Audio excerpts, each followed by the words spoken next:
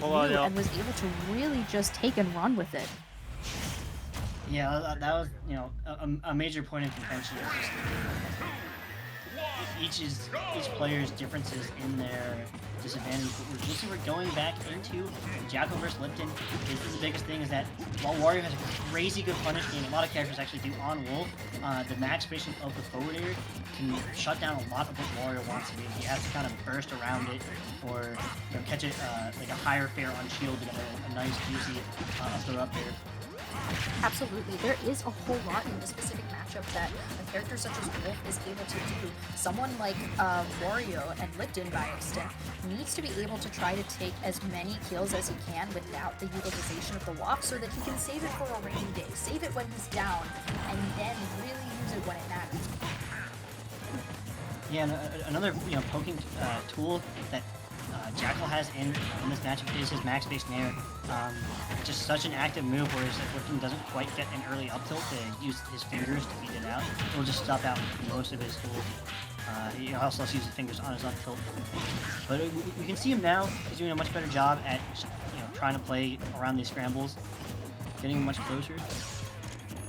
Absolutely. At the center of the stage, we're going to get a grab into the down throw from Lipden as Jakal goes for a potential edge guarding situation, able to get the dash attack, not able to get much off of it, sent all the way off stage by Lipden, and actually utilization of the Wolf Flash in order to recover and take Lipden's in stock pretty quickly. First stock of the game. Alright. Lipden very intelligently realizing he has to back off a bit, playing a little bit more grounded, but Jakal doing such a phenomenal job at just that slight range advantage, a very slight range advantage. Even though he's lapped in mobility stats, that range is really what's causing Lipden to hurt so badly. Whereas you barely miss spacing up, or you barely miss spacing in the air, fair back here, max space in the air into now you're completely horizontal. You have to play a check chase. It's been a big decider of this match so far. For sure, and you can see that Jakal seems to be catching on pretty quickly as to what it is that Lipden wants.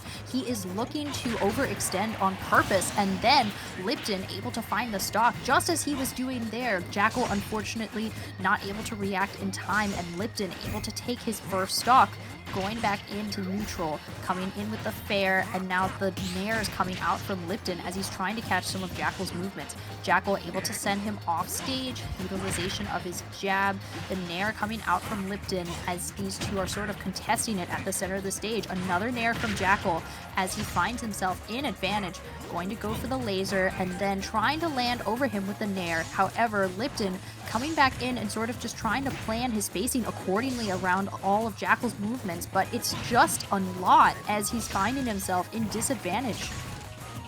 Yeah, and that's the really core crux of this is Wolf's ability to hold the fort underneath the platform, or hold down that Pokeball with max space nair, max space fair, and neutral B is quite devastating for a really close quarters combat rush down character like Wario. As we saw there, even just knowing he's up that full stock, takes it, goes straight off stage with that full commit. Once you start running out of options as Wario, and you're forced to bike and you're forced to side beat, like the first couple of bike frames, you can't really get out of. So you're quite vulnerable if the bike does not hit the opponent.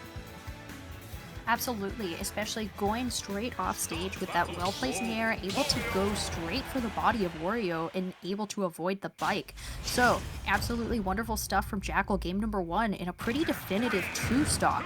Coming back into game number 2, what are some things that you think you'd like to see as adaptation from Lipden?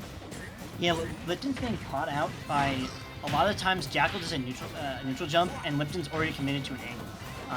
I would like to see a lot more, the ambiguous movement we saw versus Lipden versus Udamate, where there's a lot of, doing his own neutral jumps, fade in, fade out, and playing around Bear just so you can kind of take trades and force Jakal to respect your space. And once you start doing that, then you can start kind of sneaking your way underneath him, playing around shield, like that nair out of shield. And that's where you can start really getting these extended advantage states coming out from Wario. For sure, I think that was a really well thought out answer. Coming back into the set, you do see some of those lingering nairs coming out from Jakal as he's able to prolong his advantage state, and it's going to be yet another lingering nair that is going to seal out the first stock of the game for Jakal.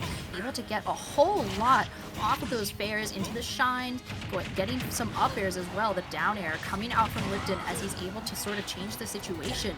The the Fire Wolf coming out from Jakal, able to sort of take back some of his advantage, but it's going to be the back air from Lipden that takes his first stock.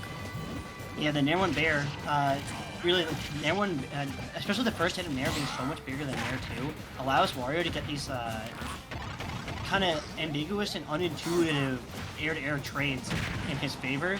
Like you can get like those corner posts. We see it from Brad. We're actually seeing a lot from Lipden. In order to have some semblance of a strong out of shield.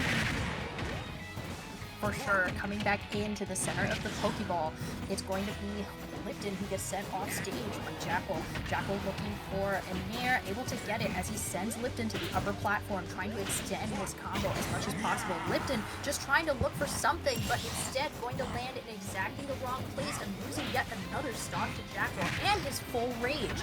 Lipden now needing to find something to rack up as much damage as possible. However, it is going to be Jakal who's able to continue this combo. Fair into up air, not going to get the nair just yet. Going to get it at the lower part of the stage though. The nair into the back air coming out from Lipden. The Wolf Flash in order to recover, going so deep for that nair. Not going to get the tech though off of the up B, and it's going to be the stock going to Lipden.